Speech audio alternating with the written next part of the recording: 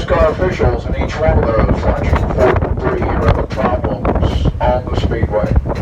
They see anything out of the ordinary, they'll call for a caution flag. When it comes out, drivers immediately know something's wrong. They'll slow down, fall in behind the pace car until that problem is taken care of.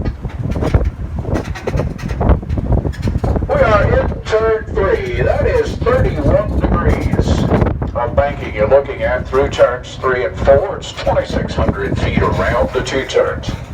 And that is identical to turns 1 and 2. Down at the west end of the speedway, you really need to do about 70 miles an hour to stay up on that banking comfortably, lap after lap. Anything much less than that, and Mother Nature and gravity have a tendency to take over, pull you down onto the apron of the speedway. You can't go slower than 70, but you're pretty much constantly turning that steering wheel to the right to try and hold the car up the banking. The Spec Up Series drivers come through this banking 3 wide at speeds approaching, and some of them in excess of 200 miles an hour. And they'll occasionally try and make it 4 wide. Occasionally, that works. Most of the time it doesn't. Well, there's a pretty good chance of getting into that outside wall, which fortunately is the safer barrier. SAFER stands for steel and foam energy reduction. Over 9 miles of steel tubing in the SAFER barrier. It's on the right there next to the racing surface. There's a concrete wall on the outside and blocks of foam in between the two.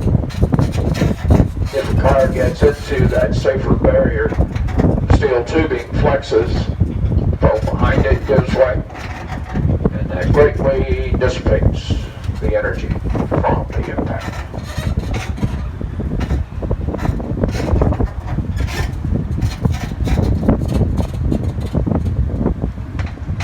We are on the turn 4 skid pad. This gives the drivers a little runoff room over here if there's a problem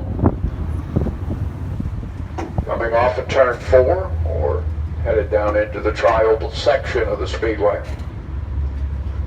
A lot of this area we're driving on used to be grass, and part of the problem that created was if a car got out of control, slid off into the grass, if there was any moisture in the grass, the car actually had a tendency to pick up a little speed before it got to the inside retaining wall. So they dug up the grass, put down the asphalt.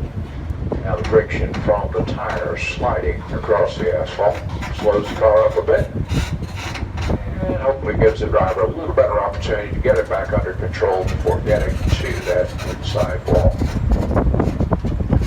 We're going to head down pit road. Pit road here at Daytona is 1,600 feet long. There are 43 individual pit boxes along the way. Speed limit on pit road for the NASCAR drivers is 55 miles per hour. We're on the right-hand side. That is the tri-oval section of the speedway. Center of the tri-oval is banked at 18 degrees, and that's where the start-finish line is located. It's on your right-hand side, right there underneath the flag stand, which is about 22, 23 feet in the air. The big glass building on the left is the Daytona 500 Club. There's membership-type seating in there during the events. There's a banquet facility on the first level, a lounge up on the second floor, suites up on the third floor. The higher dollar membership, President's Row, is up on top of the building.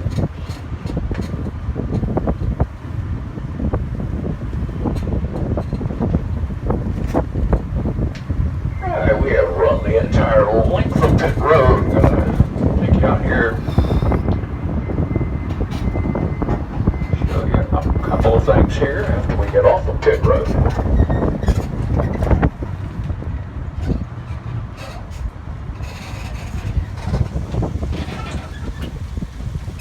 As we make this turn over on the right-hand side, see a couple of roadways here that make a left off the super speedway out here and head off into the infield.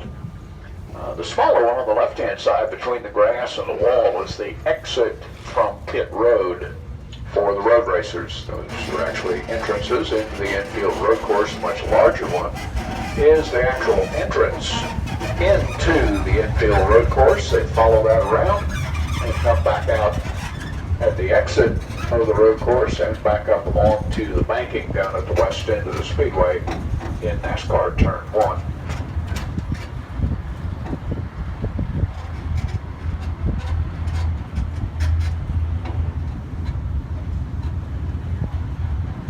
Grassy area here on the left, that's where we'll run the Supercross during Bike Week in March. They'll come in here right after the 500 with a couple of hundred truckloads of dirt, sand, and clay and build that Ricky Carmichael designed course. Once Bike Week's completed, level it all off, resprig the area with grass, have it all nice and green again by the time the Coke 0400 rolls around in July. In just a moment, we're going to come to a stop.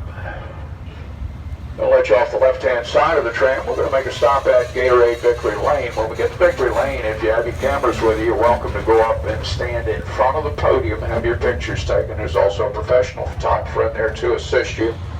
Not obligated to buy that photograph she'll take with her camera, but you'll be able to see it at the end of the tour. Decide for yourself whether you'd like to purchase it or not. She'll also take one with your camera as well, so nobody gets left out of the photograph.